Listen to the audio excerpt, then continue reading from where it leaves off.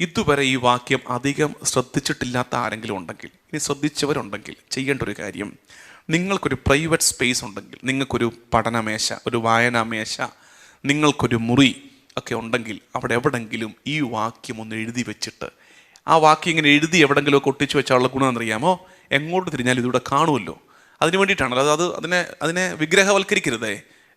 അങ്ങേ അറ്റത്തോട്ട് പോയ അപകടം. അതിനെ വിഗ്രഹവൽക്കരിക്കരുത്. പക്ഷേ അത് അവിടെ ഇരിക്കുന്നതുകൊണ്ടുള്ള ഗുണം എന്താ? ഇത് ഇടയ്ക്കിടയ്ക്ക് നമ്മൾ കാണും. അപ്പോൾ അത് നമുക്ക് വലിയ പ്രാർത്ഥന ഉയർത്തും നമ്മുടെ ഉള്ളിൽ. ഏതാ വാക്യം എന്നായിരിക്കും ഇപ്പം നിങ്ങൾക്ക് പലർക്കും ക്യൂരിയോസിറ്റി കൂടി കാണും. ഏതാണച്ചോ ബൈബിളിൽ തന്നെ 73 പുസ്തകങ്ങളിലെ വേദഗ്രന്ഥത്തിലെ ഏറ്റവും സുന്ദരമായ വാക്യം ഏതാണെന്ന് ചോദിച്ചാൽ ഞാൻ പറയുന്നത് അതൊരു ഒബ്ജക്റ്റീവ് ആൻസർ ഒന്നുമല്ല, റിലേറ്റീവാണ്. എൻ്റെ അനുഭവത്തിൽ നിന്നാണ് ഞാൻ പറയുന്നത്. എനിക്ക് ഏറ്റവും ഇഷ്ടപ്പെട്ട വാക്യം ഹബക്കുക്കിൻ്റെ പുസ്തകം 3:17. ഹബക്കുക്ക് 3:17. ആ ഹബക്കുക്ക് 3:17 സഖറിയ പുരോഹിതൻ